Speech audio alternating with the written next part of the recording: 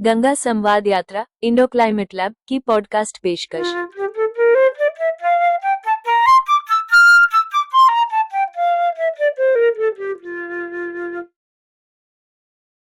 नमस्कार। Indo climate lab के तरफ से हम इस पॉडकास्ट में आपका स्वागत करते हैं। इस पॉडकास्ट में एक बहुत ही unique personality professor Pritam Singh sir, ceramic engineering department IIT BHU से, उनको हम आपके रूबरू करा रहे हैं। और प्रीतम सिंह सर की खास बात यह है कि ये मिर्ज़ापुर ज़िले से बिलोंग करते हैं और मिर्ज़ापुर के बाद इन्होंने IIT BHU और बनारस हिंदू यूनिवर्सिटी, वहाँ पे इन्होंने अपनी BSc की पढ़ाई की। उसके बाद ये ISC बेंगलोर में मास्टर्स और PhD की पढ़ाई की।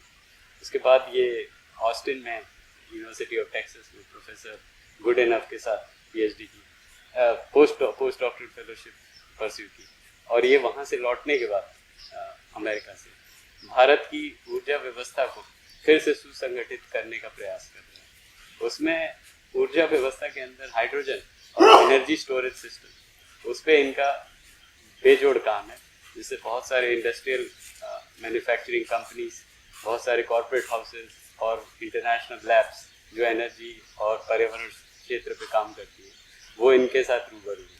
तो आइए हम जानते हैं प्रोफेसर प्रीतम सिंह सर से, उनके सबसे पहले हम उनके पहलुओं के बारे में जानेंगे, उनकी पर्सनल लाइफ के बारे में जानेंगे कि कैसे एक फार्मर, किसान का बेटा इंटरनेशनल एक्लेम पा के और अपने आप को प्रूव कर रहा है इंटरनेशनल। स्वागत है प्रोफेसर प्रीतम सिंह सर। नमस्कार और बहुत बहुत शुक्रिया पॉडकास्ट के लिए समय देने के लिए। थैंक्स दीपक जी, आप बहुत अच्छा काम कर रहे हैं हिंदुस्तान के लिए, क्योंकि यहाँ पर इंडिया लैब क्लाइमेट जो रिकॉग्निशन कर रही है एनर्जी पॉलिसीज को लेकर के, क्लाइमेट और एनर्जी के सॉल्यूशंस को लेकर के, ये काफ़ी ज़रूरी काम है।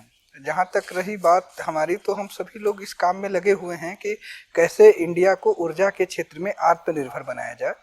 मूल उद्देश्य किसी भी तरह के इनोवेशन या रिसर्च का यही होना चाहिए कि हम कैसे मास तक पहुंच सकें और आम आदमी की समस्याओं को हल कर सकें।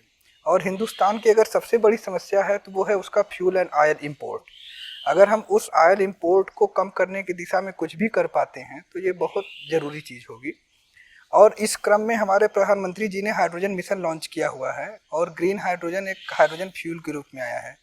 तो जहाँ तक मेरा बैकग्राउंड है, मैंने बनारस हिंदू यूनिवर्सिटी से BSc किया हुआ है और मैं मिर्ज़ापुर ज़िले का निवासी हूँ। तो बनारस हिंदू यूनिवर्सिटी शुरू से फैसिनेशन था कि हम वहाँ पर पढ़ें। हमारे अगल बगल एक बड़ी यूनिवर्सिटी है और कैसे एक बड़े विजन से एक यूनिवर्सिटी बनाई गई है जिसका उद्देश्य ही है टेक्नोलॉजी को डेवलप करना। मालवीय जी का उद्देश्य था कि हम शिक्षा इसीलिए ग्रहण करें कि हम शिक्षा को मास तक ले जा सकें, उसका कार्यान्वयन प्रकृति के लिए कर सकें।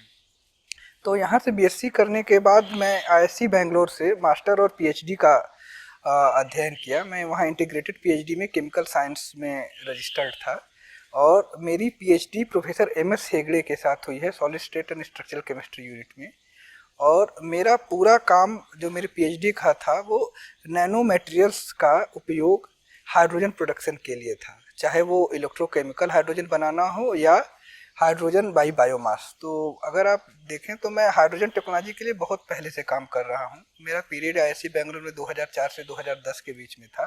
तब हम लोगों ने सबसे पहला बायो हाइड्रोजन प्रोजेक्ट किया था, जिसमें ये था कि बायोमास को अगर हम एक संगठित इन्वायरमेंट में जलाते हैं कम ऑक्सीजन में, जिसको कि गैसीफायर भी कहा जाता है, तो वो वुड गैस या सिन गैस प्रोड्यूस करती है, जिसके अंदर हाइड्रोजन होती है और कार्बन मोनोऑक्साइड होती है।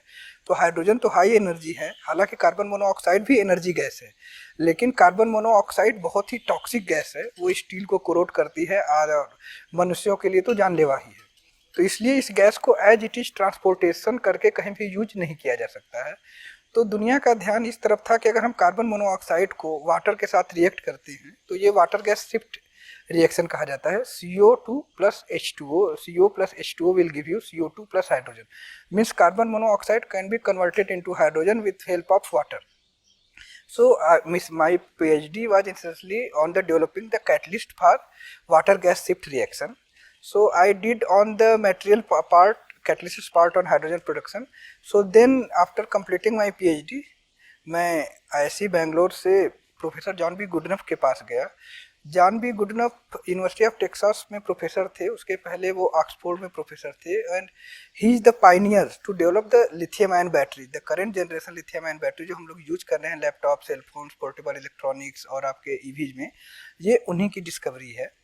तो लेकिन वहाँ पर भी जो मेरा काम था वो डायरेक्टली बैटरी बनाने का नहीं था। मेरा जो काम था वहाँ पर था वो था सॉलिड ऑक्साइड फ्यूल सेल्स, क्योंकि कैसे हम हाइड्रोजन को एनर्जी के रूप में यूज कर पाएँ, क्योंकि एक हाइड्रोजन के साथ जो बड़ी चैलेंज है कि पहले हाइड्रोजन बनानी है, दूसरा उसके बाद हाइड्रोजन को इफेक्टिवली यूज करना है। तो फ्यूल सेल्स सबसे अच्छी डिवाइस होती हैं जो हाई एफिशिएंट होती हैं हाइड्रोजन को इलेक्ट्रिसिटी में कन्वर्ट करने के लिए। तो मैंने यूएस में 3 पेटेंट हासिल किए, US patent on developing the electrolytes for solid oxide fuel cells, मतलब फ्यूल सेल्स को लो टेम्परेचर पर कैसे ऑपरेट कर सकते हैं हाई एफिशिएंसी के साथ। इस दिशा में मेरा काम रहा। वहाँ पर मैंने सोडियम आयन बैटरीज पर भी काम किया, क्योंकि मुझे हमेशा लगता था कि lithium ion battery the developed battery है और इसका हिंदुस्तान के लिए बहुत फ्यूचर नहीं है, क्योंकि लिथियम हमारे यहाँ है भी नहीं, और लिथियम जियोपॉलिटिक्स का शिकार है, क्योंकि दुनिया के कुछ चुनिंदा देशों में लिथियम है। उसकी कहानी लगभग पेट्रोलियम जैसी है, लेकिन अगर हम सोडियम को देखें तो वो ओमनी प्रेजेंट है, मतलब दुनिया के हर हिस्से में सोडियम है, समुद्र में सोडियम है, तो आप सफिशिएंट सोडियम दुनिया का हर हिस्सा प्राप्त कर सकता है। इसीलिए मैंने सोडियम आयन बैटरीज पर एलम बेस्ड एल्डिफिलाइट इलेक्ट्रोड भी बनाया, जो अभी भी सोडियम आयन बैटरी का सबसे अच्छा कैथोड है। उसके बाद हमने नेसिकॉन भी डेवलप किया, लेकिन मेरा मेन उद्देश्य हमेशा से था कि हम अपने देश के लिए कुछ करें, और अगर हम इंडिया की प्रायोरिटी पर आएँ तो इंडिया नीड फ्यूल फर्स्ट, मतलब हमें सबसे पहले फ्यूल की ज़रूरत है, फिर फ्यूल को कन्वर्ट करने के लिए फ्यूल सेल की, और फिर जब हमारे पास सरप्लस एनर्जी होगी तो हम उसको बैटरी में स्टोर करेंगे। तो मेरा हमेशा से प्रायोरिटी था कि इंडिया की करंट रिक्वायरमेंट बैटरीज नहीं है, हालांकि वो अब हो भी गई हैं, लेकिन हमें फ्यूल की बहुत ज़्यादा ज़रूरत है, क्योंकि ये फ्यूल डिपेंडेंसी जो हमारी मिडिल ईस्ट पर है वो हमें बहुत कुछ करने से रोकती है। तो इसलिए ज़रूरी है कि फ्यूल पर काम किया जाए।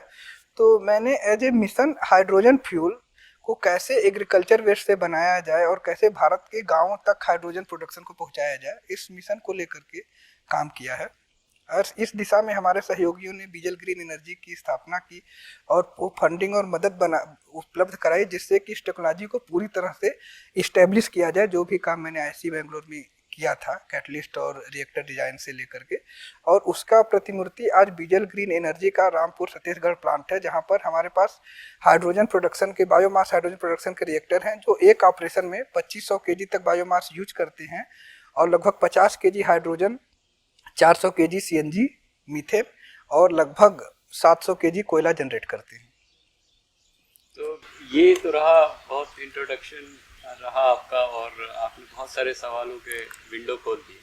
अब हम शुरू से शुरू करते हैं। जब एक ग्लोबल इंडिया से निकलने के बाद एक आपने नोबेल लॉरिएट के यहाँ जाके उनकी लैब में पोस्ट डॉक्टरल फेलोशिप पे काम करना शुरू किया, तो यहाँ से जो रिसर्च का एक स्पेक्ट्रम था और ग्लोबल स्पेक्ट्रम जब आपने मिक्स किया, दोनों को कन्वर्ज किया इस सिनेरियो को, तो उसी से बहुत सारी चीज़ें निकल के आई और आपने इंडिया और विश्व में जो डेवलपिंग पार्ट है उसका एक आपने कोशिश की कि नया आयाम दिया जाए। और तो उस नए आयाम पे हम अब बात करते हैं कि जब आपने थोड़ा low carbon technologies, low carbon का हार्नेसिंग, हाइड्रोजन का हार्नेस, उस पे आप थोड़ा सा और। हाँ, सो देखिए, इंडिया एज सच अगर देखा जाए तो हम सब लोग एजुकेशन इंस्टीट्यूशंस, रिसर्च इंस्टीट्यूशंस में रिसर्च का काम कर रहे हैं। यूएस जाने का जो सबसे बड़ा एडवांटेज था, स्पेशली प्रोफेसर गुडनफ से काम करने का, वो था उनका अपना लाइफ एक्सपीरियंस। क्योंकि प्रोफेसर गुडनफ के पास जब मैं गया तो वो खुद 90 साल के थे, तो उन्होंने एक पूरी जीवनी देखी हुई थी, उन्होंने वर्ल्ड वार भी देखा हुआ था, और प्रोफेसर गुडनफ को इंडिया से बहुत प्यार था, क्योंकि वो खुद भारतीय विज्ञान संस्थान जो इंडियन एकेडमी ऑफ साइंसेस है उसके पहले फॉरेन प्रेसिडेंट रहे थे। तो वो मटेरियल साइंस डेवलप करने के लिए इंडिया में काफ़ी ट्रेवल किए थे, length and breadth, and he know that what India requires, what US requires, और वर्ल्ड इकोनॉमी को किस तरफ जाना चाहिए। सो इसीलिए उन्होंने लिथियम आयन बैटरी का कोई पेटेंट हासिल नहीं किया, क्योंकि उनको था कि ये टेक्नोलॉजी सब जगह जानी चाहिए। तो इस तरह से उनका भी मोटिवेशन यही था कि we should work for global thinking, not for just for sake of our own research. So Goodenough ने इसी कारण थ्योरेटिकल रिसर्च किया सुपर कंडक्टिविटी पर। उन्होंने, आपको आश्चर्य होगा कि वो रैम के भी डेवलपर थे, random access memory. It was first developed by Professor Goodenough in MIT lab, where he made iron chromite as a magnetic plates. So that magnetic separator and storage was coming from his discovery. So उन्होंने RAM भी बनाया, उन्होंने battery पर भी काम किया, energy storage पर, उन्होंने सुपर कंडक्टिविटी और फ्यूल सेल पर भी काम कर रहे थे, क्योंकि उनको लग रहा था कि डेटा स्टोरेज के बाद जो अगली रिक्वायरमेंट है वो है एनर्जी की, और अगर दुनिया में एनर्जी की सस्टेनेबिलिटी नहीं लाई गई तो अगला वार पत्थरों से होगा। तो वो हमेशा कहते थे, इसलिए वो कहते थे कि हमें एनर्जी सस्टेनेबिलिटी पर काम करना है। और मेरा खुद का उद्देश्य ये था, क्योंकि हम लोगों ने इंडिया में देखा था कि इंडिया का एक बहुत बड़ा राजस्व केवल पेट्रोलियम इंपोर्ट में खर्चा हो जाता है। तो अगर हम हिंदुस्तान के अंदर फ्यूल प्रोड्यूस कर सकें तो वो आपको काफ़ी बेनिफिट देगा। और चूँकि मैं गुडनप के लैब में था, प्रोफेसर गुडनप के, तो वहाँ पर बड़ी बड़ी कंपनियों से भी इंटरेक्शन होता था, बोइंग के साथ भी इंटरेक्शन हमारा था। जब बोइंग की ड्रीम लाइनर उस समय फेल हो रही थी और वो लोग LCO बैटरी यूज कर रहे थे, lithium cobalt oxide. So professor Goodenough was coming and then we come up with कि you don't use Dreamliner battery completely for the complete operation of airplane, आप केवल उसको ऊपर स्पेस में जाने के बाद यूज करिए। So now Boeing is coming with the dual fuel, so they on with the fuel, petroleum fuel, but they run with the LFP batteries. So now the batteries become safe and Dreamliner comes reality. So the industrial exposure, मेरा कहने का मतलब ये था कि जो industrial exposure I got, so if you want to replicate any science into the technology or go to the masses, then you need the industrial support. Academic supports की एक लिमिट है और वो उसके बाहर नहीं जा सकती है। इसीलिए जब मैंने अपनी टेक्नोलॉजी ली तो मैंने इसको रीच आउट करने की कोशिश की, किसी गवर्नमेंट फंडिंग से नहीं, बल्कि अपनी टेक्नोलॉजिकल क्रेडिबिलिटी के ऊपर कि कौन मेरे ऊपर ट्रस्ट करके फंड कर सकता है और कैसे मैं इस टेक्नोलॉजी को मास तक ले जा सकता हूँ। क्योंकि अगर वो मैं मास तक नहीं ले जा पाया तो फिर कोई भी टेक्नोलॉजी डेवलप करने का मतलब नहीं है, बिकॉज इट्स योर बेबी और यू हैव टू ग्रो। अगर आपने कोई टेक्नोलॉजी पैदा की है तो ये आपकी जिम्मेदारी है कि वो बड़ी हो, ना कि दूसरे की। और मैंने ये देखा था कि प्रोफेसर गुडनप ने बैटरी 1970s के आसपास डेवलप की थी, लेकिन बैटरी कमर्शलाइज हो पाई 95 के आसपास। तो जो 25 साल का रिसर्च गैप था, वो रिसर्च गैप मैं अपने हाइड्रोजन टेक्नोलॉजी के साथ नहीं चाहता हूँ। मैं चाहता हूँ कि वो चीज़ें जल्दी हो जाए, और इस कारण मैं अपने हाइड्रोजन मिशन पर लगा हुआ हूँ। तो ये बहुत केंद्रीय बिंदु है किसी भी ऊर्जा क्षेत्र में। मटेरियल शक्ति का जो विकास है, मटेरियल साइंस, वो एक केंद्र बिंदु बन जाता है। जैसे 70 के दशक में हमने बहुत सारी ऑयल वेल्स की डिस्कवरी की, अमेरिका ने इन्वेस्टमेंट किया, और वहाँ पे हम मेटलर्जी का भी रोल था, जहाँ पे इंजन्स की डिज़ाइन संरचना करनी है, इंजन का मटेरियल बनाना है। फिर उसके बाद दूसरी चीज़ हम ये भी करने लगे कि ऑयल की एक स्ट्रक्चरल इकोनॉमी बनाई है, जहाँ हर कंट्री में टैंकर से ऑयल जा रहा है, उसके बाद रिफाइनरी का प्रोसेस हो रहा है, रिफाइनरी के बाद फिर छोटे छोटे कस्बों में भेजा जा रहा है, और पूरी उसमें ऑटोमोबाइल इंडस्ट्री भी खड़ी हो गई, इंडस्ट्री के प्रोसेसेस और फ्यूल भी उससे जुड़ गए। तो मॉडर्न पार्लेंस में जब हम 3 कार्बन या नेट ज़ीरो की तरफ बढ़ना चाह रहे हैं, उस कॉन्टेक्स्ट में मटेरियल साइंस रिसर्च का क्या रोल है। और आप हाइड्रोजन, एक टाइप से आप हाइड्रोजन के जो शुरुआती जनक होंगे हिंदुस्तान में, आप उस लीग में खड़े हैं। तो उस लीग में आप आगे और क्या कैसे देखना चाहते हैं कि एजुकेशन सिस्टम का स्टैंडर्ड कैसा हो, स्ट्रक्चर कैसा हो, और हमारी इंडस्ट्री हाइड्रोजन और दूसरे नेट ज़ीरो के जो फ्यूल हो सकते हैं उसको कंप्लीट इकोसिस्टम में कैसे देखें। तो ये सवाल मिले जुले हैं, आप अपने हिसाब से इसका उत्तर दीजिए। तो अगर आप इसको देखिए कि पेट्रोलियम एज इट इज नहीं आया। अगर हम देखें तो मेंडलीफ जिन्होंने पीरियाडिक टेबल बनाया, तो वो पीरियाडिक टेबल नहीं बना रहे थे, he was trying to develop a refinery. So he was giving the gravitational separation, मतलब हाइट वेट के हिसाब से पदार्थ को अलग कर रहे थे। So he made a gravitational separation और first refinery came into picture. So the same question was what with the petroleum economy, because crude was not available on earth upper surface, you have to go deep inside. तो आपको अंदर जाके crude लेके आना था, फिर उसको अलग करना था और उसकी एक चेन बनानी थी। तो अगर देखा जाए तो वर्ल्ड वार 2 उसमें बहुत इंस्ट्रूमेंटल रहा, जब हमें रिक्वायरमेंट हुई कि हमें हाई एनर्जी फ्यूल्स चाहिए। सो वर्ल्ड वार 2 के बाद फ्यूलिंग टेक्नोलॉजी ने बहुत अच्छा काम किया, मेटल साइंटिस्ट, मेटलर्जी की कपलिंग हुई, एंड देन हमने एक फ्यूल स्ट्रक्चर डेवलप किया। आज हम चाहे पेट्रोलियम इकोनॉमी को कितना भी क्रिटिसाइज करें, लेकिन आज दुनिया जो डेवलपमेंट देख रही है, जो अचीवमेंट है, वो फ्यूल और फॉसिल फ्यूल टेक्नोलॉजी के कारण ही है। और उसने एक ग्लोबल इंडेक्स तैयार किया जहाँ पर कि हमें स्टील की भी ज़रूरत थी, जहाँ हमें ऑटोमोबाइल की भी ज़रूरत थी, जहाँ पर हमें स्टोरेज वेसल्स की ज़रूरत थी, जहाँ पर हमें रिफाइनरी के लिए सेपरेटर सिरामिक कंपोनेंट्स की ज़रूरत थी।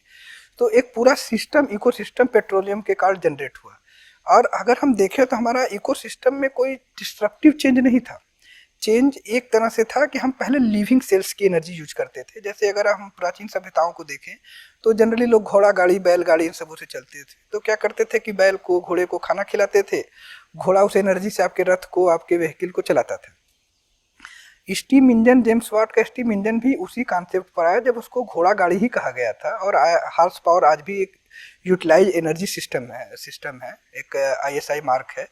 सो when it came as a iron dome कि iron can move by the help of coal और स्टीम, सो उसने एक पूरी दुनिया को चेंज किया। कोल की ऊर्जा से हम यूज करते करते आज हाइड्रोजन तक पहुंचे हैं।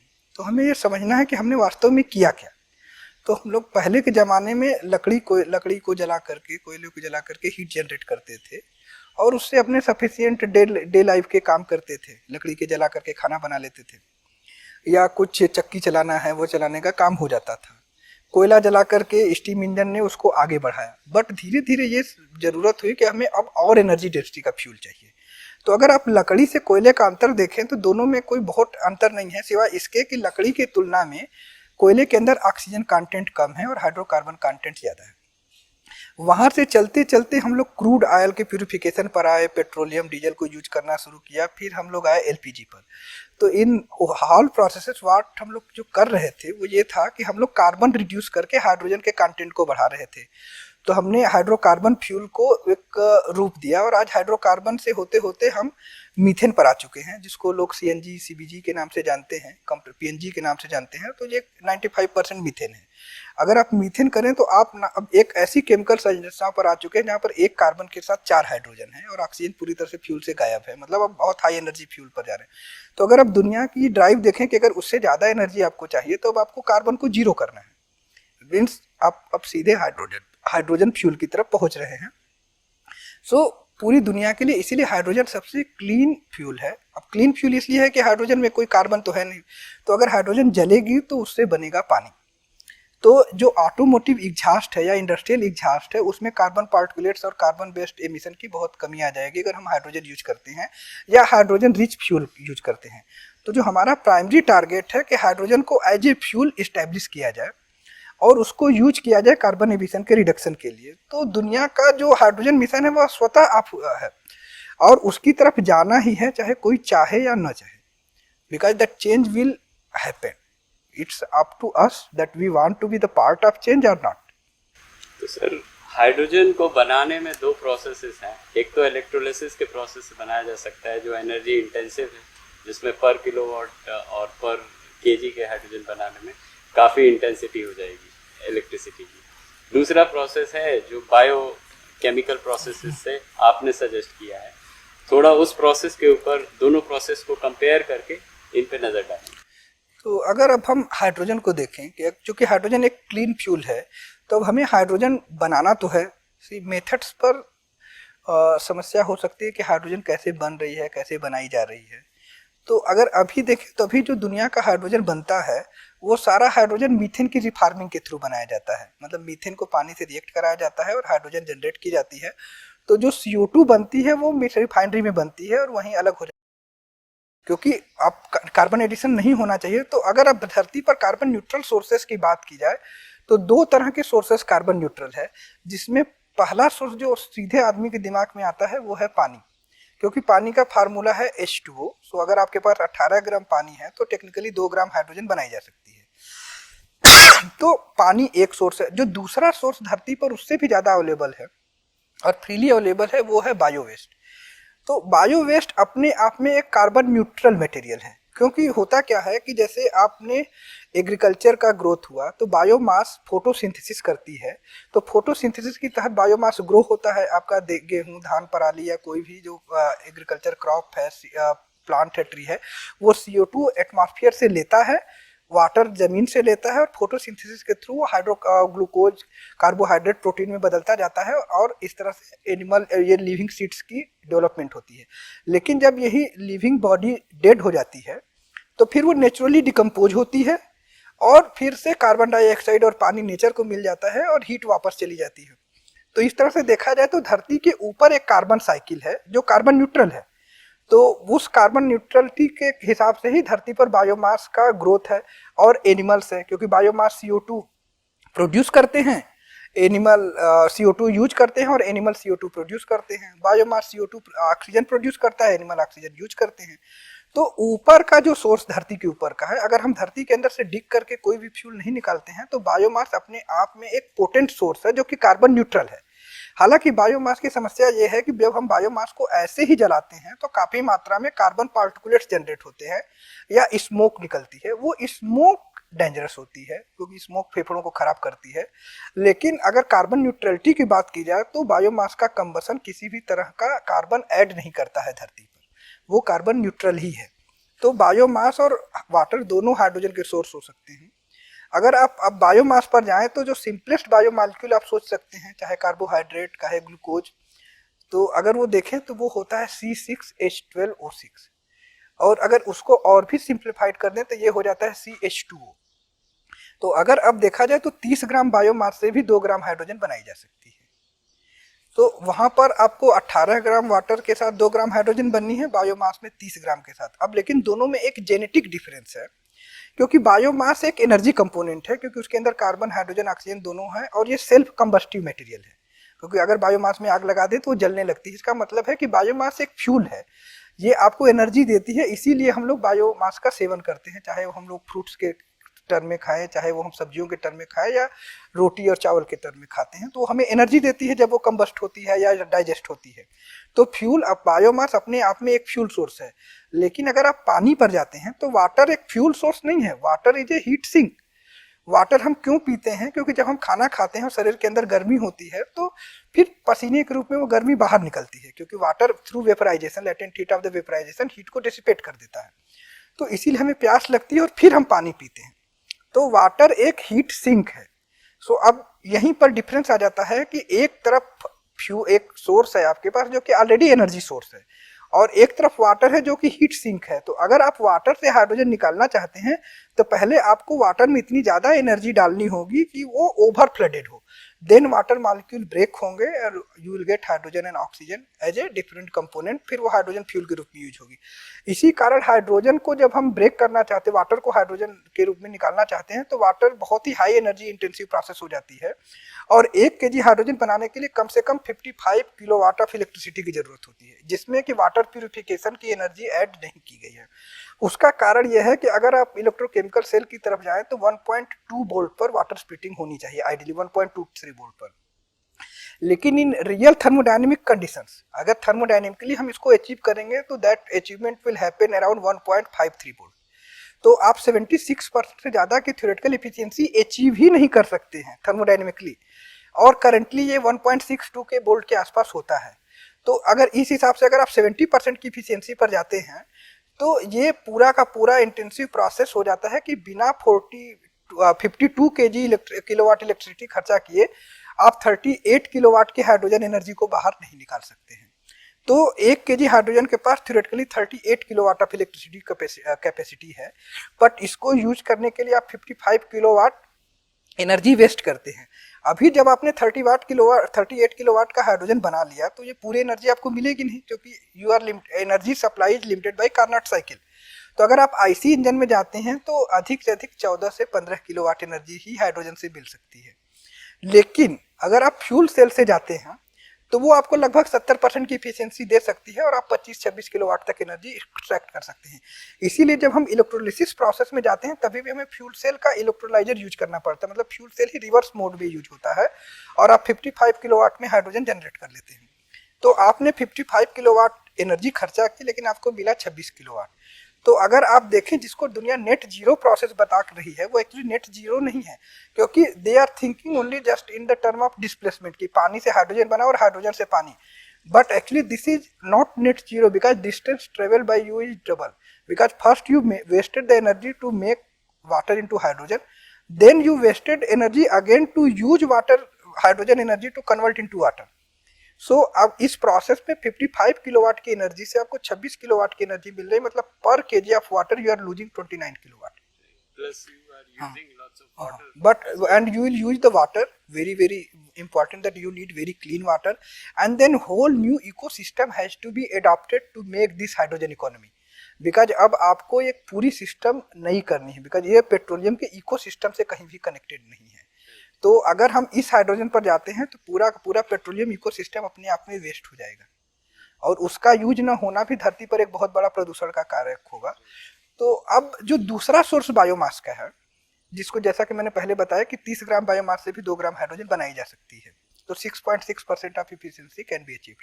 अब यहाँ एडवांटेज क्या है कि अब बायोमास से आप हाइड्रोजन बना नहीं रहे हैं, उससे हाइड्रोजन अलग कर रहे हैं। ये दो मूल डिफरेंस है। पानी से आप हाइड्रोजन बनाते हैं, बायोमास से आप उसके एनर्जी कंपोनेंट अलग करते हैं। तो अगर आप बायोमास से हाइड्रोजन अलग कर लेते हैं, कार्बन अलग कर लेते हैं, CO2 अलग कर लेते हैं, तो आप एनर्जी बहुत ही कॉस्ट इफेक्टिव रूप में बना सकते हैं, क्योंकि you will only cost the separation energy या रिफाइनिंग एनर्जी का लॉस होगा। तो अगर अब बायोमास को एनर्जी सोर्स के रूप में देखा जाए तो दो तरह की टेक्नोलॉजी है जो बायोमास में बहुत ही प्रचलित है। एक है डाइजेशन टेक्नोलॉजी बायोमास की, बायोमास डाइजेस्टर्स। आपने गोबर गैस संयंत्रों का नाम सुना होगा, इंदिरा गांधी जी ने काफ़ी पूरे देश में इम्प्लीमेंट कराया था, और आज भी वही डाइजेस्टर रीपैकेजिंग के साथ बेचे जा रहे हैं।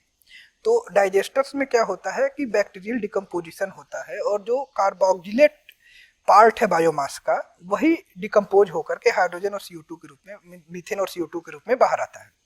तो डाइजेशन रूट से आप हाइड्रोजन नहीं बना सकते हैं, लेकिन पार्शियली बायोमास को मीथेन और CO2 में कन्वर्ट कर दिया जाता है। तो आप मीथेन जनरेट कर सकते हैं बायोमास से, but essentially 90% of biomass unused ही रह जाता है डाइजेशन प्रोसेस में, तो वो ब्रिकेटिंग इंडस्ट्री बन के रह गई है। दूसरा जो प्रोसेस ज़्यादा एनर्जी इफिशियंट है वो है गैसीफायर्स का, कि अगर बायोमास को कम ऑक्सीजन में हम गर्म करते हैं तो वो सिंथेसिस गैस या वुड गैस बन जाएगी, जिसके अंदर हाई एनर्जी कैपेबिलिटी है, बिकॉज इसके अंदर हाइड्रोजन है, कार्बन मोनोऑक्साइड है, मॉइस्चर है, कार्बन डाइऑक्साइड है। तो दुनिया का जो रुझान इसी तरफ था कि अगर हम इस गैसीफायर के गैस का, वुड गैस को अगर हम हाइड्रोजन में कन्वर्ट कर दें, जिसके लिए बहुत ही इंपॉर्टेंट कंपोनेंट है वाटर गैस शिफ्ट कैटलिसिस। तो अगर हम water gas shift catalyst use करते हैं तो इस CO को, कार्बन मोनोऑक्साइड को वाटर से रिएक्ट करा करके हाइड्रोजन और CO2 में कन्वर्ट किया जा सकता है। तो इस रिएक्शन प्रोसेस के थ्रू आप क्लीन हाइड्रोजन बना सकते हैं, and that will be A green hydrogen for the world. So generally ये जो प्रोसेस होगा ये 2 स्टेप प्रोसेस होगा। सो 2 step process means number of process जितने ज़्यादा होंगे, स्टेप ज़्यादा होंगे, इफिशिएंसी लॉसेस उतनी ज़्यादा होंगी। सो इसी को देखते हुए I have started thinking something different, कि कुछ अलग कैसे कर सकते हैं, बिकॉज मेरी पूरी PhD water gas shift catalysis के ऊपर ही थी, but I never worked on gasifiers, क्योंकि वो काम IISc बेंगलोर में प्रोफेसर दासप्पा और प्रोफेसर चाणक्य का ग्रुप करता था। हम केवल सीन गैस को, वुड गैस को कैटलिसिस करते थे। So I started developing chemical reactors, क्योंकि मेरे पास केमिकल रिएक्टर्स थे, गैसीफायर नहीं था। So then I developed a chemical reactor which is electrically powered और it is coupled with the catalysis unit. So आप heat, biomass decomposition और catalysis का काम एक सिंगल स्टेप में कर सकते हैं। So this is the main USP of this technology, that it is a heating system coupled with the catalysis unit. So एक सिंगल रिएक्टर के अंदर बायोमास हीट होता है, बट जहाँ गैसीफायर में हम बायोमास को लो ऑक्सीजन में जलाते थे, इसको एनारोबिक कंडीशन में हीट करते हैं, मतलब उसके अंदर कोई भी एक्स्ट्रा ऑक्सीजन नहीं होनी चाहिए, नहीं तो ये बायोमास को बर्न करेगा और आपका एनर्जी लॉस होगी। तो अगर आप एनारोबिक कंडीशन में बायोमास को डिकम्पोज करते हैं तो लो टेम्परेचर में first oxygen component carbon monoxide के रूप में ब्रेक होता है, और बायोमास के अंदर जो फ्री वाटर होता है, free molecule, that will come out. So ये कार्बन मोनोऑक्साइड और बायोमास का ही वाटर रिएक्ट करके कार्बन डाइऑक्साइड और हाइड्रोजन में कन्वर्ट हो जाते हैं। इस तरह से हमको CO2 और हाइड्रोजन लो टेम्परेचर पर ही रिएक्टर के अंदर मिल जाती है। फिर जब फर्दर टेम्परेचर एक्सेलरेट होता है, सो हाई हाइड्रोजन कंपोनेंट जो बायोमास का है वो मीथेन के रूप में डिकम्पोज हो जाता है, इसीलिए रिएक्टर मीथेन भी जनरेट करता है। और फिर एट हायर टेम्परेचर ओनली जो टर्मिनल हाइड्रोजन बायोमास के ऊपर बचे हुए हैं they decompose. So we get hydrogen, carbon dioxide and methane from the reactor as a volatile component, और थोड़ा बहुत हैवी हाइड्रोकार्बन भी आता है जिसको कि कंडेंस कर लिया जाता है। फिर इस रिएक्टर में चूंकि एनारोबिक कंडीशन है, इसलिए बायोमास का जो कार्बन चेन है वो कार्बन चेन के रूप में एज इट इज बची रह जाती है, जो कि बायोकोल या स्मोकलेस ग्रेफाइटिक मेटेलिक बायोकोल के रूप में बाहर आती है। तो जैसे धरती के अंदर आपका फॉसिल कन्वर्ट हो गया फॉसिल फ्यूल में, और वो कोल गैस और क्रूड में कन्वर्ट होता है, उसी तरह से टैट रिएक्टर के अंदर बायोमास से उसका जो हाइड्रोकार्बन कंपोनेंट है वो गैस के रूप में बाहर निकाल लिया जाता है और कार्बन चेन को कोयले के रूप में अलग कर लिया जाता है। तो ये अपने आप में एक कंप्लीट बायो रिफाइनरी का सिस्टम है, जिसमें कि instead of crude now biomass is utilise as a crude substance to get the high energy accretive biofuels like hydrogen, methane and biocoal. Plus we'll get the food grade CO2 और renewable CO2, क्योंकि आज CO2 का भी बहुत बड़ा market है। आपको आश्चर्य होगा कि कोका कोला और इस तरह की इंडस्ट्रीज और मीट पैकेजिंग इंडस्ट्री, आपकी फार्मा इंडस्ट्री CO2 कोयले से बर्न करके बनाती है ताकि वो CO2 को यूज कर सके, हाई प्योरिटी CO2 को अपने फूड पैकेजिंग में ड्राई आइस के फार्म में। सो यहाँ पर इसके बाई प्रोडक्ट के रूप में जो CO2 मिलेगा वो भी ड्राई आइस के रूप में कन्वर्ट किया जा सकता है, और जिसको कि हम अन्य कामों में यूज करेंगे। और अगर ऐसा नहीं भी होता है तो भी ये रिन्यूएबल CO2 है जो कि नेचर को वापस कर दी जाएगी ताकि अगले क्रॉप सीजन में फिर क्रॉप ग्रो हो सके। तो इसका मतलब आपने जो इकोसिस्टम तैयार किया है एक एडेड एडवांटेज देता है एग्जिस्टिंग सिस्टम को इम्प्रूव करने में। ये जो हाइड्रोकार्बन की इकोनॉमी है आपने उसको रीजनरेट कर दिया, और अगर इसको हम और प्रासंगिक तरीके से देखें तो ग्रामीण क्षेत्रों में इसका विकास और ज़्यादा होगा। जहां 200 मेट्रिक टन से मिलियन टन से ऊपर इंडिया बायोमास जनरेट करता है खेतों से, कहीं पराली जलाई जा रही है, कहीं खेतों में ही उसको छोड़ दिया जा रहा है। तो इसकी बड़ी बायोमास की एक बहुत बड़ी समस्या है हिंदुस्तान के अंदर, और उसी बायोमास को आप इस्तेमाल करके शायद उन्हीं किसानों को एक बेहतर मूल्य प्राप्त करवा देंगे। और टेक्नोलॉजी के हिसाब से अगर ये डिसेंट्रलाइज हो तो महात्मा गांधी या प्राइम मिनिस्टर नरेंद्र मोदी का जो ऑब्जेक्टिव है हिंदुस्तान को आत्मनिर्भर बनाने का, वो आप इससे पूरा करवा सकते हैं। बिल्कुल, क्योंकि ये कोई एक व्यक्ति का काम नहीं है, क्योंकि एक सिस्टमेटिक डेवलपमेंट की ज़रूरत है। लेकिन अगर हम बायोमास से हाइड्रोजन की तरफ जाते हैं तो जो एग्जिस्टिंग नेटवर्क है पेट्रोलियम फ्यूल का वो डिस्टर्ब नहीं होता है, ये उसमें ऐड हो जाता है। ये सबसे बड़ी ज़रूरी कंपोनेंट है कि जो CNG के नेटवर्क हैं, जो पेट्रोलियम के नेटवर्क हैं, उसको कोल का नेटवर्क है, वो एज इट इज यूज कर लिया जाएगा। बस चेंज ये होगा कि फॉसिल फ्यूल की जगह पर आप रिन्यूएबल फ्यूल यूज करेंगे, प्लस आप एक्स्ट्रा एनर्जी हाइड्रोजन के रूप में सिस्टम को पंप करने लगेंगे। तो आप पूरी एग्जिस्टिंग सिस्टम को बिना चेंज किए मॉडिफाई कर लेते हैं, और ये सबसे जरूरी कंपोनेंट होगा दुनिया के लिए कि उसको अपनी एग्जिस्टिंग रिसोर्सेज को आउटकास्ट नहीं करना है, बल्कि उसी को अलग तरह से यूज कर लेना है। सो इसलिए बायोमास टू हाइड्रोजन एक बेहतर विकल्प है, क्योंकि वो आपको नए सिस्टम को कम्प्लीटली तैयार करने की जिम्मेदारी नहीं देता है। तो इसमें CNG और कोल का कंपोनेंट, CO2 का कंपोनेंट ऑलरेडी एग्जिस्ट कर रहा है, आपको केवल हाइड्रोजन का नेटवर्क ऐड करना है। रही दूसरी बात कि हाइड्रोजन चूंकि अब फार्म में प्रोड्यूस होगा, तो ये बात हमें समझनी चाहिए कि अगर किसान 1 kg गेहूं बनाता है तो लगभग 3.5 kg भूसा तैयार होता है। तो अगर हिंदुस्तान का किसान अगर हिंदुस्तान के 140 करोड़ लोगों को फीड कर लेता है तो वो सफिशिएंट वेस्ट भी जनरेट करता है, जो कि उसकी फ्यूल नीड को भी पूरा कर सकता है। हिंदुस्तान में इरिडा जो गवर्नमेंट ऑफ इंडिया की बॉडी है, उसके आंकड़ों के हिसाब से कम 500 million metric ton bio waste होता है, जो कि कई तरह से है। एक तो हम लोग बहुत कॉमन जानते हैं कि पराली, कि धान का स्टेम, गेहूं का स्टेम, लेकिन उससे बड़ा जो वेस्ट है वो है लेंथिल स्टेम्स, जो कि अरहर का, सरसों का, जितने भी लेंथिल्स हैं इनके स्टेम कोई जानवर नहीं खाता है, क्योंकि ये हाई एनर्जी क्रॉप्स हैं। तो अगर आप पशुओं को देंगे तो पशुओं की तबीयत खराब हो जाती है, और ये बहुत कड़े भी होते हैं, तो वो डाइजेस्ट भी नहीं होते हैं। बट ये अच्छे हाइड्रोजन कंपोनेंट हैं, एनर्जी कंपोनेंट हैं। तो ये एक हिस्सा ऐसा है बायोमास का जो कि यूज ही नहीं होता। उसके बाद अगर आप देखें तो जो कपास की स्टेम है, जो कोकोनट का सीड्स है, कोकोनट हस्क, वो पूरी तरह से अनयूज्ड रह जाता है। तो इसी तरह से मैंगो की गुठलियां हुई, आम की गुठलियां हुई, तो नॉन एडिबल सीड्स हुए। तो एक बड़ा कंपोनेंट गार्डन और फ्रूट पेस्ट का है। तो हिंदुस्तान में जितना data government of India 500 million ton का करती है, उससे बहुत ज़्यादा एग्रो वेस्ट अवेलेबल है। प्लस इसमें हमने अभी फॉरेस्ट्री कंपोनेंट का यूज नहीं किया है, क्योंकि गवर्नमेंट ऑफ इंडिया के हिसाब से 200 मिलियन मेट्रिक टन का केवल फॉरेस्ट्री वेस्ट है, और ये वेस्ट फर्नीचर्स और एग्रीकल्चर के यूसेज के कारण है, और ये वेस्ट का भी कोई मार्केट नहीं है। तो ये भी जनरली जलावनी के लिए ही यूज की जाती है, जबकि ये एक बहुत अच्छा पोटेंट सोर्स है, हाई लिग्निन कंटेनिंग सोर्स, जिससे कि हाइड्रोजन बनाई जा सकती है। और केवल हाइड्रोजन नहीं, हाइड्रोजन, कोयला और मीथेन सब बनेगी तो एक रिफाइंड फ्यूल के रूप में यूज की जा सकती है।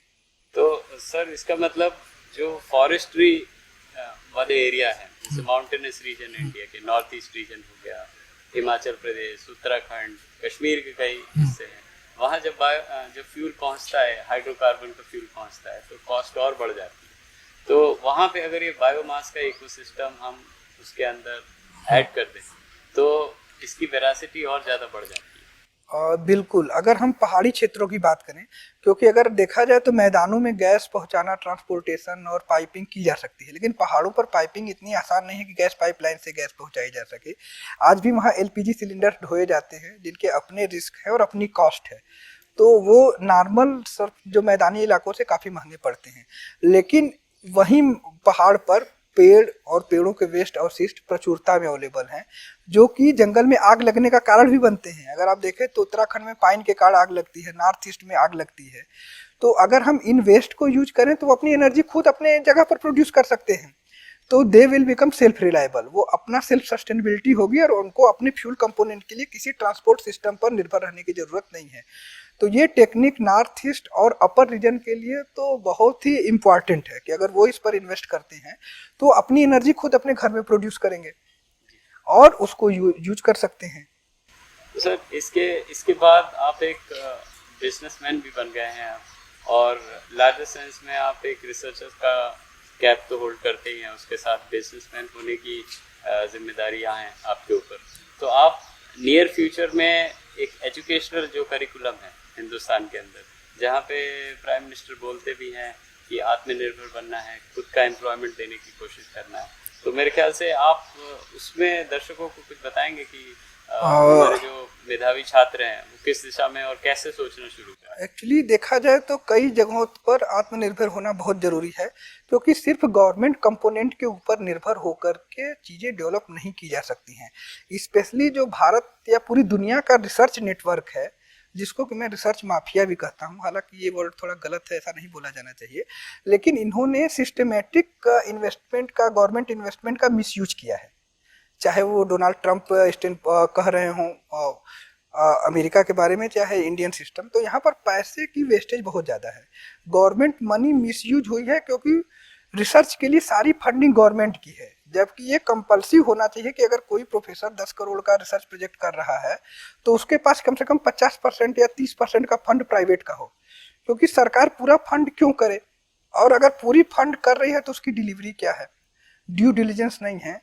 तो यंग रिसर्चर, यंग फैकल्टी ने लोगों से कहना चाहूँगा कि आप गवर्नमेंट डिपेंडेंसी से बाहर आइए। अगर if you have A capability तो कोई ना कोई तो आप पर पैसा लगाने को तैयार होगा। If you have a some useful product, useful चीज़ें, तो आप अपने आप को एक्सप्लोर करिए और इंडस्ट्री को देखिए कि क्या इंडस्ट्री आपको पैसा दे पाती है, या आप इंडस्ट्री के लिए कोई यूजफुल भी हैं, आपका रिसर्च कोई दुनिया के लिए यूजफुल है। हम ऐसा काम क्यों करें कि जिसकी कोई एप्लीकेबिलिटी या यूजिबिलिटी ही न रहे। अभी भी हम लोग तमाम तरह के कॉम्प्लेक्स बना रहे हैं, तमाम तरह की चीज़ें बना रहे हैं। अगर उनसे पूछा जाए कि इसकी क्या कॉस्ट है, कितने कॉस्ट में ये दुनिया को डिलीवर होगा, या इससे क्या फ़ायदे नुकसान होंगे, तो 90% रिसर्चर्स इसके बारे में नहीं बता पाएंगे, क्योंकि सारा का सारा रिसर्च केवल प्रमोशन के लिए किया जा रहा है कि हमारा रिसर्च प्रोग्रेस कैसे हो, हमारा प्रमोशन कैसा हो। तो ये शायद हमारे अपने जॉब के खिलाफ गद्दारी है, क्योंकि साइंस का मतलब है कि search of the truth. If we are not doing the search of the truth, तो कहीं पर हम गड़बड़ कर रहे हैं। तो हमें इसके बारे में सीरियसली सोचना चाहिए कि हम कैसे काम कर रहे हैं और कैसे हम सेल्फ रिलायबल हों, क्योंकि हमें कितनी फंडिंग सरकार दे सकती है। 70 सालों से एक देश लगातार फंडिंग कर रहा है, जहाँ पर कि इतने लोग हैं जिनको कि खाने के लिए भी पैसे नहीं हैं, गरीब के पास मेडिकल की सुविधाएं नहीं हैं। तो सरकार को उधर भी काम करना है। अगर हम हर एक चीज़ के लिए केवल सरकार की तरफ देखेंगे तो नहीं चलेगा। जबकि मेरा ये कहना है कि सरकार का काम सिर्फ इकोसिस्टम डेवलप करना है। सरकार ने आईआईटी बना के दे दी है, जॉब दे दिया है, बाकी काम आपका है। यूनिवर्सिटी बना दी गई है, बाकी जब आपको करना है। और यंग रिसर्चर को ये चैलेंज लेना चाहिए कि सब कुछ सरकार के भरोसे नहीं होगा, और सरकार अगर नौकरियां या कुछ देना भी चाहे तो कितनी देगी, उस सब की एक लिमिट है। तो आपको अपनी एप्लीकेबिलिटी जब आप डेवलप करेंगे तो जरूर मिलेगा। और है क्या कि मानव श्रम ही मानव समाधान है। तो हमको एक दूसरे का पूरक बनना है, एक दूसरे के काम आना है। तो और सोसाइटी से जुड़ के रिसर्च करिए। If you are doing anything you see that how it is going to touch to the masses. जैसे कि गांधी जी का एक बहुत कथन है कि जब भारत की असेंबली बन रही थी, सरकार बन रही थी, तो सब लोग बहुत उत्साहित थे। उसमें बाबू जगजीवन राम गांधी जी के पास गए कि सर हम भी मंत्री पद का शपथ लेने जा रहे हैं, तो क्या करेंगे? तो उन्होंने कहा कि कुछ भी करना, लेकिन ये सोचना कि जो तुम कर रहे हो उससे समाज के आखिरी व्यक्ति को क्या फायदा होगा। अगर उससे उसका कोई निष्पक्ष निर्णय नहीं निकलता है तो वो काम मत करना। यही काम हमें अपने लिए भी सोचना है कि हमारे काम से समाज के आखिरी व्यक्ति को क्या मिलने वाला है, क्योंकि एट द एंड ये उसके टैक्स का पैसा है। चाहे वो भले हमारे तरह इनकम टैक्स नहीं दे रहा हो, लेकिन वो हमसे ज़्यादा टैक्स दे रहा है, क्योंकि वो जीएसटी दे रहा है, वो सीएसटी दे रहा है, वो भी सब नमकीन खरीद रहा है, वो भी बिस्किट खरीद रहा है, वो भी सारा सामान खरीद रहा है। तो एक गरीब आदमी अपने लिमिटेड रिसोर्सेज से किसी भी पढ़े लिखे या नौकरी पेशा आदमी से कहीं गुना ज़्यादा टैक्स दे रहा है। तो हमारी रिस्पॉन्सिबिलिटी उसके प्रति है और हमें उसी हिसाब से काम करना चाहिए कि हम उसके हिसाब से कुछ करें। तो ये आपने बड़े मार्के की बात कही। जब ग्रास रूट लेवल पे एकदम व्यवस्था में सबसे निचले पायदान पे हम देखें, उस व्यक्ति पे फर्क पड़ना चाहिए। हमारा जो भी कार्य कौशल है, जो भी बिजनेस कर रहे हैं या जो भी पढ़ाई कर रहे हैं, उसका एक इफेक्ट दिखना चाहिए। इसमें मैं एक दूसरा पहलू भी देखता हूँ कि जब ग्रामीण क्षेत्र में हम देखें इसको, ग्रामीण क्षेत्र में देखने के बाद जो पढ़ाई का एक स्तर है, खासतौर से विज्ञान का स्तर है, उसको रिवाइव करने के लिए या उसको और ऊपर लेके जाने के लिए हमें क्या करना चाहिए? एक्चुअली देखा जाए तो एजुकेशन सरकार की सबसे द मोस्ट प्रायोरिटी होनी चाहिए, स्पेशली प्राइमरी एजुकेशन। क्योंकि अगर आप देखें तो अंग्रेजों के समय में बहुत हाई एजुकेशन सिस्टम नहीं था, बट वैल्यू एजुकेशन सिस्टम इस देश में उन्होंने इस्टेब्लिश किया कि गांव के प्राइमरी स्कूलों से पढ़े बच्चों ने कमाल किया। उन्हीं बच्चों ने हिंदुस्तान का सिस्टम बनाया है। उन्हीं स्कूलों से पढ़ के जेपी गौर ने गौड़ इंडस्ट्री बनाई, भाखड़ा नंगलबाद बनाया। उसी इंडस्ट्री ने इस देश में एचसीएल कंप्यूटर पैदा किया, इन्फोसिस पैदा किया। तो बेसिक शिक्षा में बहुत ज़्यादा इम्प्लीकेशन की ज़रूरत है, उस पर सरकारों का ध्यान होना चाहिए। और गाँवों की शिक्षा शहरों की शिक्षा से अछूतित न रहे। हमारा उद्देश्य ये होना चाहिए कि कैसे हम प्राइवेट एजुकेशन की इस क्षमता का एजुकेशन गांव के स्कूलों में दे सकें। क्योंकि अभी भी गांव में रॉ टैलेंट है जिसको समझने की जरूरत है, क्योंकि आप बहुत ही स्ट्रक्चर्ड टैलेंट से अनस्ट्रक्चर्ड काम नहीं करवा पाएंगे। अगर आपके पास रॉ टैलेंट है तभी वो रॉ सोच पाएगा, नहीं तो वो एक स्ट्रक्चर वे में सोचता है, तो उसमें डिस्ट्रक्टिव या डिसरप्टिव टेक्नोलॉजी डेवलप नहीं हो पाती है, जैसा कि आज की समस्याएं हैं आज के ज़माने की। क्योंकि बच्चे कंप्यूटर से एडिक्ट हो जा रहे हैं, बच्चे सोशल मीडिया से एडिक्ट हो जा रहे हैं, क्योंकि नए सिस्टम में वो कनेक्ट हो जा रहे हैं। जबकि पहले क्या था कि बच्चे कनेक्ट नहीं डिस्कनेक्टेड थे, तो या लोग डिस्कनेक्टेड थे, तो वो अलग सोचते थे कि हम क्या अलग कर सकते हैं। और इस मामले में ग्रामीण एजुकेशन अभी भी बूस्ट हो सकता है, क्योंकि वो अभी भी काफ़ी तरह से डिस्कनेक्टेड है और इन्वायरमेंट और अर्थ से ज़्यादा कनेक्टेड है, वो अपने इकोसिस्टम से ज़्यादा कनेक्टेड है। तो जो बच्चा इकोसिस्टम से कनेक्टेड है तो वो ज़्यादा सोच सकता है कि हम इस इकोसिस्टम को कैसे बेनिफिशियल करें। क्योंकि हमारे यहाँ दो चीज़ें हैं, एक तो दुनिया में रिसर्च कंपोनेंट है और रिसर्च और टेक्नोलॉजी बहुत डेवलप भी हो रही है, लेकिन हम ज़रूरत के हिसाब से टेक्नोलॉजी नहीं डेवलप कर रहे हैं, जबकि टेक्नोलॉजी के हिसाब से ज़रूरत पैदा कर रहे हैं। ये एक बहुत बड़ी समस्या, उल्टी चक्र चल रहा है कि हमने पहले कॉर्न की सीडिंग की, इतना कॉर्न पैदा किया कि पहले हम लोगों ने मुर्गी पालन किया, पिग का पालन शुरू किया, फिर हमने स्वाइन फ्लू बनाया, बर्ड फ्लू वायरस बनाए ताकि इनको किल किया जा सके। तो हमें ऐसा काम क्यों करना कि जिसका इकोलॉजिकल से कनेक्शन ही नहीं है। सो बायोडाइवर्सिटी को प्रिजर्व करते हुए, अपने इकोसिस्टम को प्रिजर्व करते हुए जो सोल्यूशन आएगा वही लोकलाइज सोल्यूशन ही हमें हेल्प कर पाएगा। तो ये नहीं है कि हमको सारी दुनिया के लिए, सारी जगहों के लिए एक ही सोल्यूशन यूज करना है। We have to use the decentralised solutions, different solutions for different places. जैसे कि हमने जो ये टीएडी रिएक्टर बनाया है, so it is independent of the biomass. ये नहीं है कि इसमें एक ही टाइप का बायोमास यूज कर सकते हैं, because it can use all. जिसके पास जो बायोमास है, जिस टाइप का मिक्सचर है, वो उसको यूज करे। तो ये सोसाइटी पर भी लागू होती है, ये स्ट्रक्चर पर भी लागू होती है, एजुकेशन सिस्टम पर भी लागू होती है कि we should develop all kind of talent. तो इसमें जो हमारा नॉलेज है ग्रामीण क्षेत्रों में, जिसमें बहुत सारे लोग हैं जिनके पास तमाम तरह के नॉलेज है, बट उनके पास वो शिक्षा नहीं है कि उसको ट्रांसलेट कर सकें। तो हमको इसको जोड़ने की कोशिश करनी चाहिए और ग्रामीण शिक्षा और बेसिक शिक्षा पर काम करना चाहिए। अपर शिक्षा के लिए तो मेरा सीधा सीधा है कि अपर एजुकेशन को गवर्नमेंट को सपोर्ट करना चाहिए, लेकिन हायर एजुकेशन में बैठे लोगों को भी अपनी सेल्फ सस्टेनेबिलिटी खोजनी चाहिए। तो आप पर्सनल लेवल आप अपने बच्चों को कैसे पढ़ाते हैं, कैसे इंस्पायर करते हैं? पर्सनल लेवल पर मैं देखूं तो मेरा बच्चा तो अभी भी सामान्य विद्यालय में ही पढ़ता है। मैं किसी कॉन्वेंट एजुकेशन में नहीं भेजता हूं, क्योंकि मुझे लगता है कि जब तक वो सामान्य लोगों के बच्चों के साथ नहीं रहेगा तब तक सामान्य चीज़ें सीख नहीं पाएगा। तो मेरी यही थिंकिंग है कि पहले उसको समाज के साथ रहना चाहिए, किसी भी बच्चे को, और वो समाज केवल एक टाइप के लोगों से नहीं बना रहना चाहिए, उसमें हर तरह के लोग होने चाहिए। तो हमें अपने बच्चों को सामाजिक शिक्षा देनी चाहिए, जो सबसे जरूरी है कि वो समाज के हर वर्ग के साथ रह सके, हर तरह की कंडीशन में रह सके। पैम्परिंग कंडीशन बहुत हेल्पफुल नहीं होगी, तो ये सबसे जरूरी है। सो एजुकेशन को सामान्य रखा जाए और बच्चों पर एजुकेशन का बहुत बड़ा बोझ न डाला जाए, क्योंकि एजुकेशन एक स्वतः स्फूर्त प्रोसेस है जिसको मैं मानता हूँ। क्योंकि जिस बच्चे में जिस तरह की शिक्षा का उद्देश्य होगा, इंटरेस्ट होगा, वो उस तरह की शिक्षा लेगा। किसी को खेलने में उद्देश्य होगा तो वो खेलने की शिक्षा लेगा, जिसको साइंस में इंटरेस्ट होगा वो साइंस की शिक्षा लेगा, जिसको सोसाइटिकल इंटरेस्ट होगा वो सोसाइटिकल एजुकेशन में इंटरेस्ट लेगा, जिसको आर्ट में इंटरेस्ट होगा, कला में इंटरेस्ट होगा, वो ऐसा इंटरेस्ट लेगा। उसके लिए कोई ज़रूरी नहीं है कि आपकी स्कूलिंग पढ़ाई किस तरह की हुई हो, चाहे वो लता मंगेशकर हो, चाहे वो सचिन तेंदुलकर हो, या चाहे वो सीवी रमन हो, कोई साइंटिस्ट हो, सबने अपने इंटरेस्ट से अपनी चीज़ें डेवलप की है। तो हर बच्चा अपने इंटरेस्ट के हिसाब से अपने आप को डेवलप कर लेगा। उसको किसी एक तरह के, इसीलिए एक तरह का एजुकेशन सिस्टम भी अप्लाइड सारे बच्चों पर नहीं होना चाहिए। तो ये आपने बड़ी मार्केट की बात कही है। कुछ और सवाल हम पूछेंगे आपसे, बड़े छोटे छोटे होंगे और पर्सनल लेवल पे होंगे। जैसे आपके सबसे जो दिल के करीब टीचर्स तो सभी आपके अच्छे होंगे, लेकिन जो सबसे ज़्यादा करीब हैं आपके वो कौन है और कहाँ से हैं?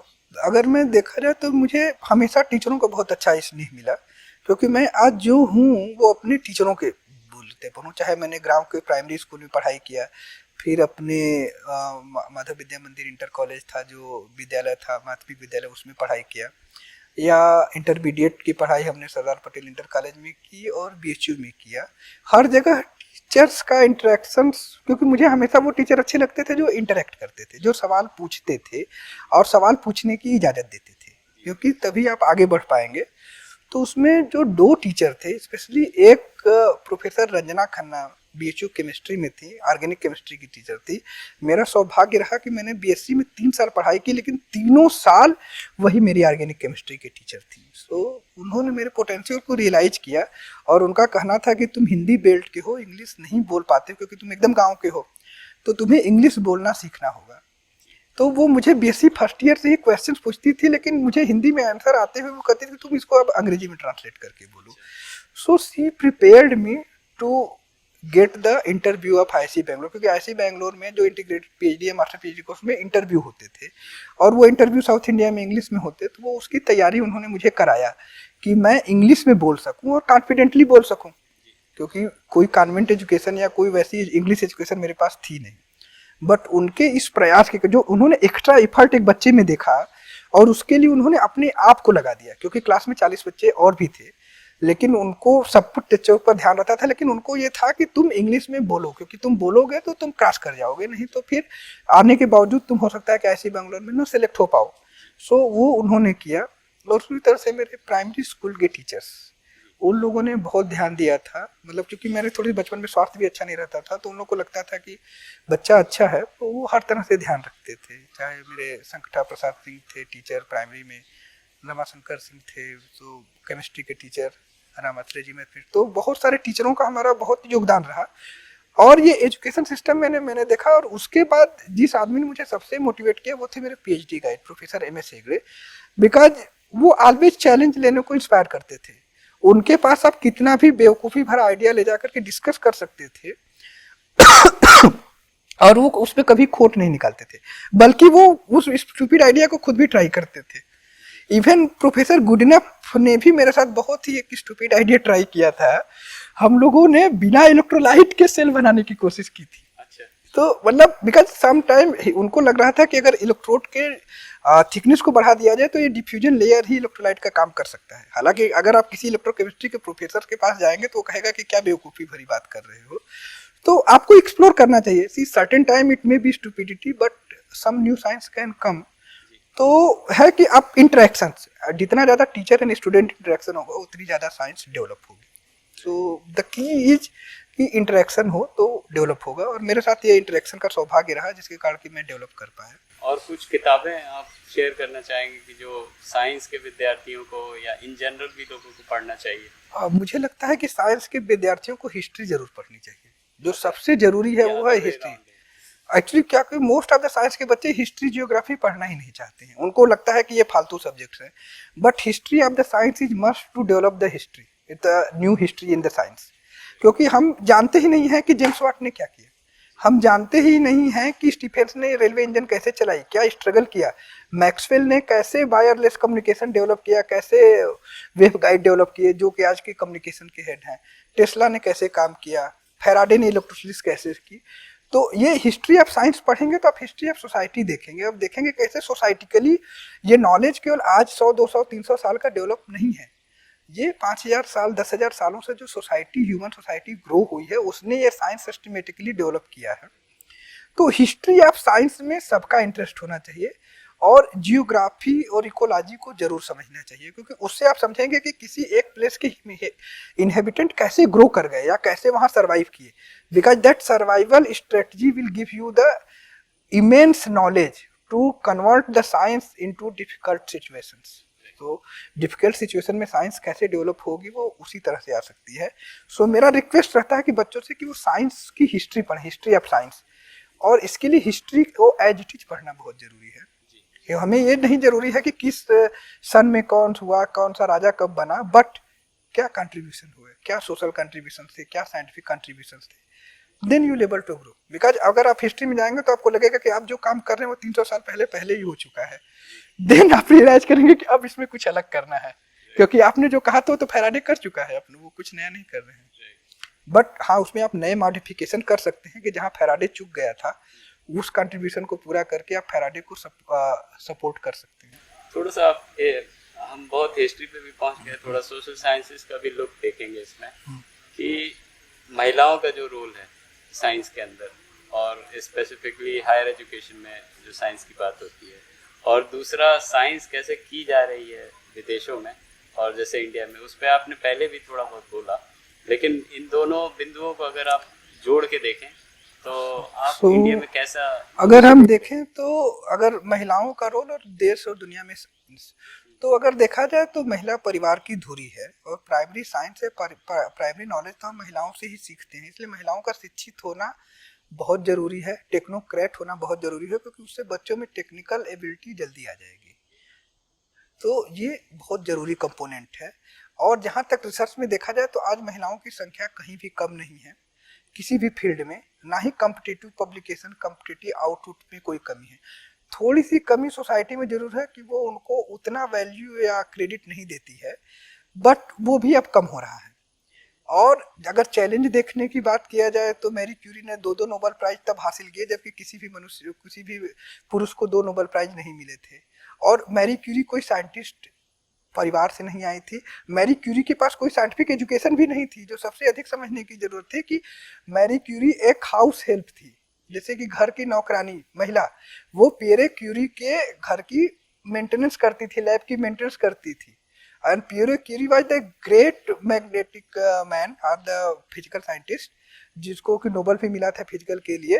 बट पियरे क्यूरी ने उसकी मैरी क्यूरी की प्रतिभा को पहचाना कि she has a adjusting understanding problem, and Pierre Curie के रखे हुए मटेरियल, छोड़े हुए मटेरियल से रेडियो एक्टिविटी डेवलप कर दी। और Pierre Curie magneto electric research कर रहे थे, तो रेडियो एक्टिविटी की पूरी जो खोज हुई, जिसमें केमिस्ट्री और फिजिक्स दोनों में मैरी क्यूरी को नोबेल मिला। तो इसीलिए एक औरत और पुरुष के रोल में ये नहीं है कि हमें आज ही कंपोनेंट हासिल कर लेने हैं, जिससे कि ये होता है क्योंकि औरतों के ऊपर परिवार की, बच्चों की जिम्मेदारी होती है, लेकिन एक सर्टेन टाइम के बाद वो जिम्मेदारी पुरुषों के ऊपर ज्यादा हो जाती है, महिलाओं के ऊपर कम हो जाती है। तो एज महिलाएं ज्यादा अच्छा काम कर सकती हैं और करती हैं देन द यंग महिलाओं की, क्योंकि यंग महिलाओं को एक थोड़ा डिप्रेशन या कंपटीशन का भी झेलना पड़ता है पुरुष प्रधान सोसाइटी में, जो कि एजेड महिलाओं को नहीं झेलना पड़ता है। तो वो ज़्यादा सक्सेसफुल हो जाती हैं। इसीलिए औरतों को या पुरुषों को किसी को भी अपनी बारी का इंतजार करना चाहिए। अगर सिचुएशन टफ है तो उसमें फ्रस्ट्रेट होने की जरूरत नहीं है। So then you can excel, क्योंकि पियरे क्यूरी के रहते रहते मैरी क्यूरी का बहुत एक्सेल नहीं हुआ था, बट पियरे क्यूरी से मैरी क्यूरी ने लर्न किया एंड सी डेवलप्ड। और आज पियरे क्यूरी ने मैरिज किया, उसके बाद उनकी चौथी पीढ़ी भी साइंटिस्ट है, 3 पीढ़ी में उनके नोबेल प्राइज आया है। सो ये कोई मामूली बात नहीं है, ये तभी आ पाया जबकि पियरे क्यूरी और मैरी क्यूरी दोनों गोल्ड माइन थे। तो हमें उन दोनों चीज़ों को यूज करना पड़ेगा, दोनों चीज़ों को समझना पड़ेगा, तब हम काम कर पाएंगे। और पूरी दुनिया में अगर देखा जाए तो रिसर्च मोर चैलेंजिंग होना चाहिए।